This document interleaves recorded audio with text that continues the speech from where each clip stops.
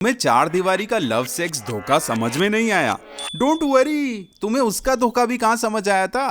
पर था क्या समझने के लिए। अमेजिंग वाइब्स है, सिनेमैटिक मास्टरपीस है, मजे ही मजे। मैं तो इतना इमर्स हो गया था वीडियो में कि जब दीवारी को बाथरूम में हैंडी मिल रही थी ना, मुझे लगा मैं ही हुआ। I did not want to say this. अच्छा सॉली, आई फॉरगॉट, इंडिया में तो सेक्स टैबू है। No, God! No! चलो सीधा डीकोड करते हैं। Retro is vibing hard right now. Pookie दीवारी का पर्चा फाड़, लव सेक्स एंड धोखा। जाकर अपनी मम्मी पापा को जगाओ, मेरी जान disco is in town. And ये LSD ट्रैक हमें further down into the circle of hell ले जाता है। एक छोटा सा एक्सप्लेनर मान लो यार, चार दीवारी के गाने इन दी ऑर्डर बारूद, झाग, ठहरा and now LSD 14th century में लिखी गई पोयम डांटेज इन्फर्नो में दिए गए क्रिश्चियन हेल के एग्जैक्ट डिस्क्रिप्शन का इंटरप्रिटेशन है। ओजी पोयम में हेल को 9 लेवल्स में डिवाइड किया गया है एंड लव सेक्स धोखा सेट हुआ है लेवल 4 ऑफ हेल में, अक्का ग्रीड।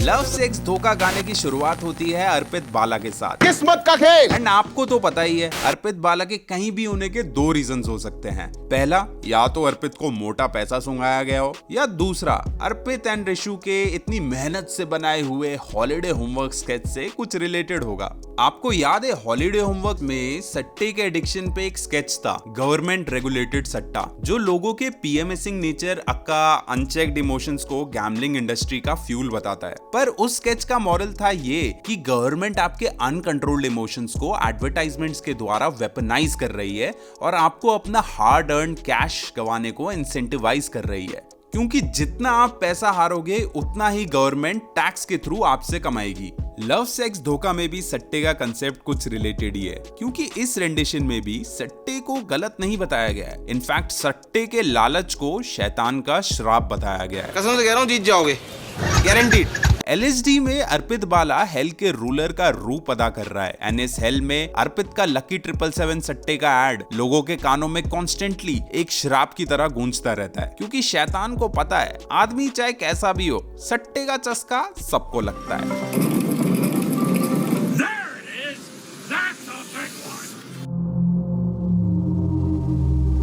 म्यूजिक वीडियो की स्टार्टिंग में पूकी दीवारी रीमा बेबी को आंखें फाड़ के ताड़ रहा होता है, जो खूब भाव खा रही होती है। पर चूंकि एक पराया मर्द लार टपका के उसका माल ताड़ रहा होता है, ऑर्केस्ट्रा के गंजे मालिक को गुस्सा आ जाता है एंड वो पूकी दीवारी का तानपुरा उजाड़ देता है। अब क्रेजी सीन्स ये है कि जो गाना मुझे रेट्रो बॉलीवुड थीम से इंस्पायर्ड लगा था, ये तो डांटेज इन्फर्नो के 4th सर्कल ऑफ हेल का एग्जैक्ट 1-to-1 रेप्लिकेशन है। ओजी सोर्स मटेरियल में द कहानी गोज कि जब डांटे the hero 4th circle of hell enter करता है तो उसको अंडरवर्ल्ड का किंग प्लूटस मिलता है। प्लूटस बहुत वेल्दी होता है एंड किंग प्लूटस डांटे पर एक सैटानिक कर्स डालने की कोशिश करता है, सेम जैसे अर्पित बाला के लकी 777 के सट्टे का ऐड करने की कोशिश कर रहा होता है। ओजी पोयम में तो प्लॉट आर्मर की वजह से डांटे कर्स से बच जाता है, पर चार दीवारी की इंटरप्रिटेशन में इस श्राप से हमें वाकिफ कराया जाता है। LSD के म्यूजिक वीडियो में पूकी दीवारी एक बहुत कंजर्वेटिव माइंडसेट का इंसान होता है,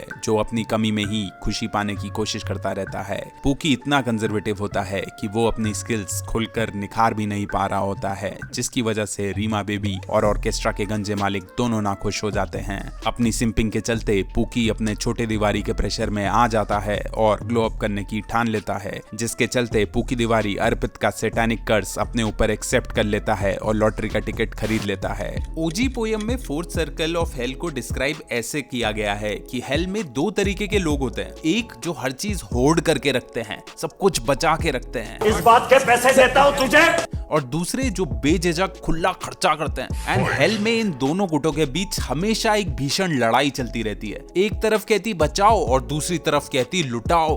दीवारी की गजब डिटेलिंग से मैं इसलिए मेस्मराइज हुआ क्योंकि डांटे की ओजी पोयम में पैसा होर्ड करके रखने वाले सारे लोग गंजे थे। गंजा सर 14th सेंचुरी जमाने में फ्रायर लोग, अक्का चर्च के मंक्स का ड्रिप हुआ करता था। मंक्स का गंजा सर उनके तन और मन में हमेशा पॉवर्टी मेंटेन करने की ओथ का एक फिजिकल एक्सप्रेशन था। वहीं दूसरी तरफ नॉर्मल पब्लिक, अक्का बाल वाले लोग, नुस्ता पैसा उड़ाने वाले लोग हुआ करते थे। डिटेलिंग ये है कि म्यूजिक वीडियो में ऑर्केस्ट्रा का मालिक गंजा था एंड दीवारी के थे बाल, एंड दोनों में कांस्टेंट लड़ाई होती रहती है, just like as described in Dante's inferno.